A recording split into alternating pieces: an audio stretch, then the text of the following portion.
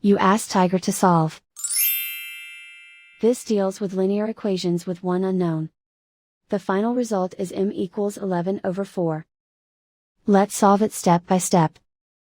Simplify the expression. Group like terms. Simplify the arithmetic. Group all constants on the right side of the equation. Subtract 56 from both sides. Simplify the arithmetic.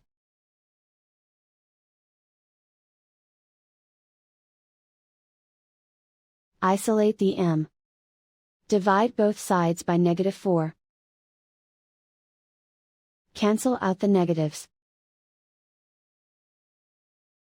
Simplify the fraction. Cancel out the negatives.